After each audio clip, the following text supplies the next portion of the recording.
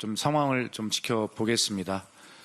문진석 수석께서는 진심으로 사과를 하신 것으로 그렇게 이해는 하고 있습니다. 예, 좀 지켜보겠습니다.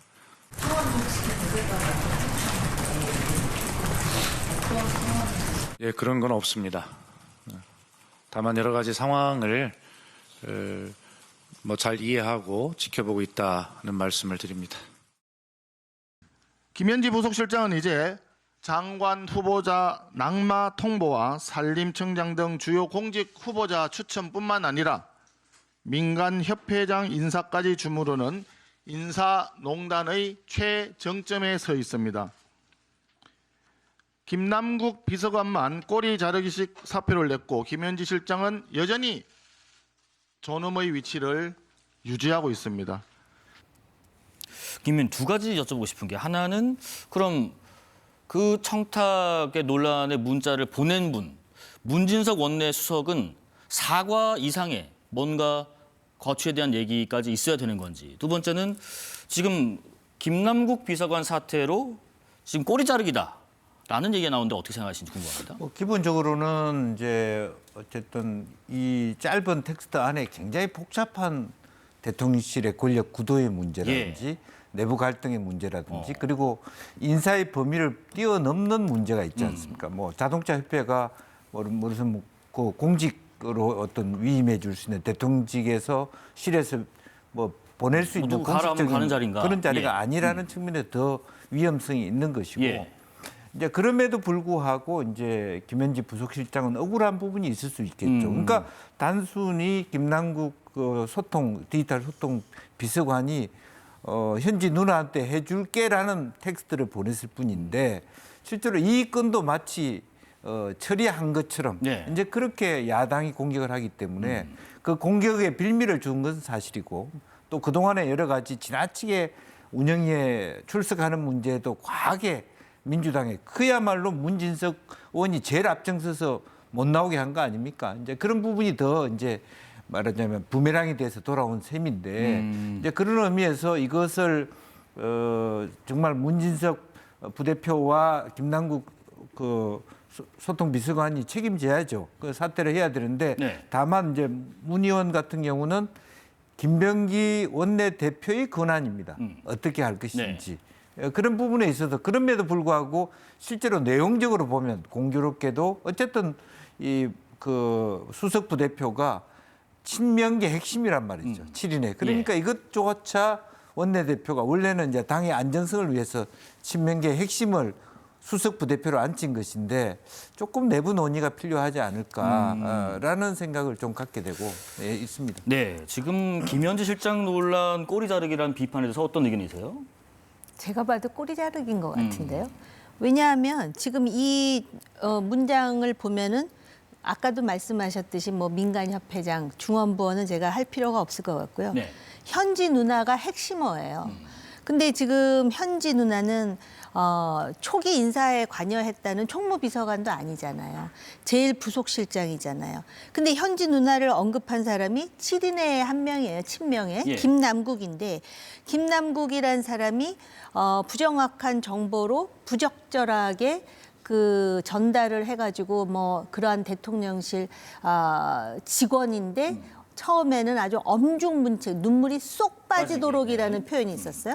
그렇게 해서 야단을 친 것으로 모자라서 그 다음 날 사표를 냈다 그러는데 사람들은 다 경질됐다라고 말은 하더라고요. 내부 사정은 제가 모릅니다만은 그런 상황에서 김남국이 어떤 사람입니까? 대통령실 직원으로라고 말하기에는 전직 국회의원이에요. 국회의원이고 이 사람도 7인의 멤버예요. 그리고 최근에 그 디지털 미디어 비서관입니까? 거기가 비서실장 바로 밑에 직속 비서관이에요. 그만큼 역량이 있고 신뢰를 받는 위치에 있는 비서관이에요. 또 의원님 잘 아시지만 코인도 잘하는 그런 사람인데 이 사람이 현지 누나라는 말을 그냥 했겠어요? 바보가 아닌데? 누구보다 내부 사정을 잘 아는 사람일 그런데다가 과거에 과거도 아니에요. 바로 얼마 전까지 국민의힘에서 이 사람이 인사농단을 했으니 출석시켜라 했는데 느닷없이 총무비서관에서 제일 부속실장이 되고 그리고 나와라 하니까 또 오전에만 나오겠어요 하니까는 뭐라 그랬지? 반반 뭐 논쟁이 있었죠. 짬짜면이냐 예, 예. 뭐 해가면서 하다가 안 나왔단 말이에요.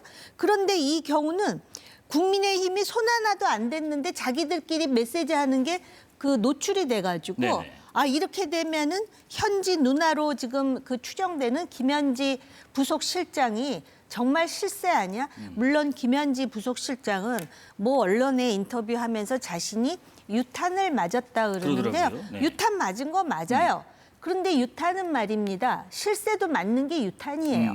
그래서 제가 볼 때는 그렇게 하다 보니까 소위 김남국 비서관을 일단 교체함으로써 사태가 수습되기를 바라는 것 같고 예. 문진서 원내 수석 부대표와 관련해 가지고는 그 지난번에 김현지 부속실장을 총무 비서관 시절에 국회에 출석시키려 했을 때 정말 온 몸으로 막듯이 막은 사람이 문진석이라는 네네. 그런 인상을 깊이 남긴 데다가 이 아까 말씀하셨듯이 김병기 라인이라고 하는 거는 정청래 라인이 아니라는 뜻이죠. 네. 그러니까 지금 당대표나 당 수석 대변인 말하는 거 보면 이렇게 좀 거리가 이렇게 떨어져 있거든요.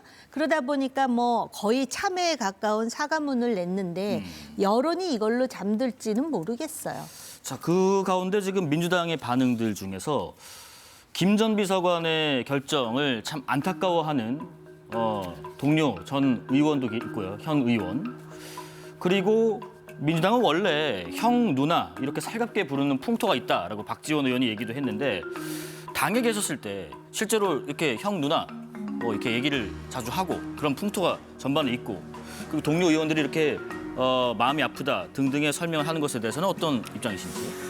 글쎄 뭐 저런 부분에 대해서 여야 할 것 없이 사실 일정한 팔이 안으로 굽는 온정주의가 있죠. 그리고 지금 강덕구 의원이나 이런 분들은 또 뭐 친명계들끼리의 어떤 온정주의를 얘기하는 것 같습니다. 그리고 또 더군다나 국민의힘보다 민주당이 좀 그런 경향이 있다는 것이 과거 소위 386 운동권부터 이렇게 형 동생하는 그런 문화들이 일반화돼 있는 부분이고 그게 바람직하다고 볼 수는 없겠습니다. 그런데 유독 김남국 전 의원, 전 비서관이 좀 사람들 관계에서 좀 빨리 그렇게 형, 아우, 동생 하는 것들을 또 인사성은 되게 밝거든요. 예. 그러다 보니까 이제 저런 표현을 했는데 사실은 공직 사회에서 써서는 안 되는 내용이고 그게 만약에 한편으로 보면 이제 이런 소위 운동권 문화 속에서 우리끼리 뭐 몇 학번이냐 뭐 전대비냐 아니냐 이런 것들은 만약 그런 문화에 있지 않은 사람들한테 굉장히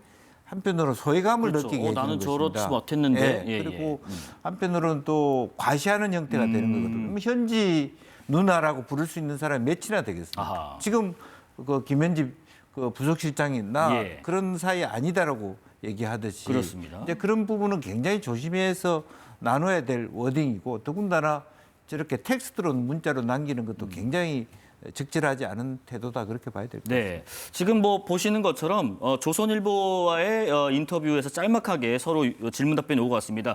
일변의 사태에 대해서는 아주 유탄을 맞은 상황이고 그리고 김남국 전 비서관과 누나 동생 하는 사이도 아니다.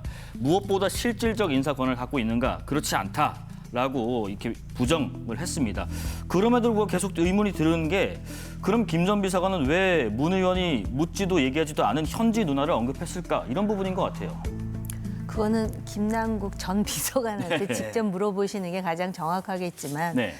그냥 헤아려 보건데 실제로 누나 동생이었을 수도 있고 아닐 수도 있고 또 과거에 그 박근혜 전 대통령 시절에 모 의원이 자기는 대통령을 누님 내지는 누나라고 부른다 그래갖고 굉장히 나는 누나하고 가깝다라는 거를 강조했던 사람이 있거든요. 네. 그것의 함의는 뭐냐면 나는 그만큼 실세 내지는 권력하고 가깝다라는 걸 자랑하기 약간 위해서요. 과시. 예. 그러니까 만약에 실제로 정말 김현지 부속실장이 말했듯이 누나 동생 하는 사이가 아니라면 김남국 비서관이 나는 적어도 실세인 김현지 부속실장을 누나라고 생각하거나 부를 수 있는 이건 물론 제 생각이니까 맞을 수도 있고 틀릴 수도 있지만 네네.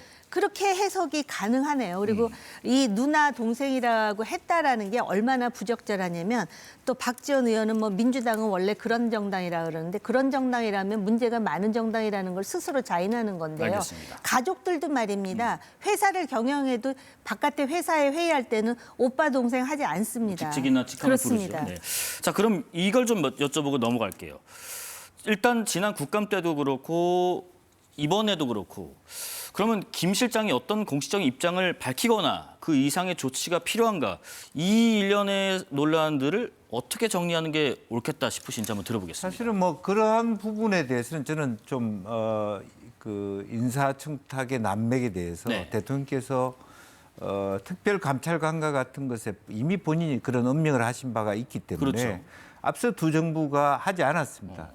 그런 부분에서 조금 더 투명한 그런 인사 절차와 시스템을 가지기 위한 결단을 좀 할 필요가 있고 전격적으로 특별감찰관대를 두겠다. 네. 그리고 인사라고 하는 부분에 있어서는 민정수석실이나 인사비서관 중심으로 하겠다라든지 그리고 더 이상 과거 사실 불과 몇 년 전만 해도 심지어 KT나 무슨 뭐 그 포스코 같은 데까지도 그런 게 다 민간 기업까지도 정부가 내렸고 자동차 협회라든지 이런 부분도 사실은 바람직하지 않은 거거든요.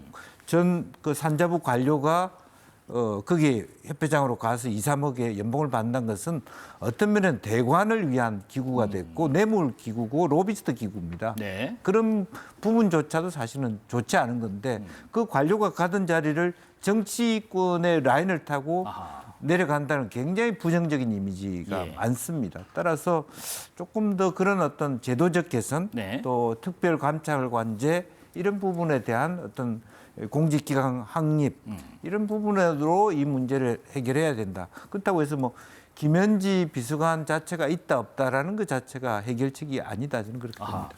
야권 전형직 대표들 반응 잠깐 보고 넘어가겠습니다. 한동훈 전 대표 같은 경우는 이런 의견을 밝혔습니다. 일단 김 실장을 이재명 정권이 버려야 한다라고 하면서 특별감찰관 임명을 끝까지 안 하고 있는데 이걸 임명해야 된다라고 했고요. 이준석 개혁신당 대표도 마찬가지 비슷한 의견이네요. 김 실장이 두려워할 만한 인물로 특별감찰관을 지명하면 된다라고 했습니다. 일단 지금 이 현재까지의 논란들이 어떻게 일단락이 될지 주말 지나서도 한번 살펴보겠습니다.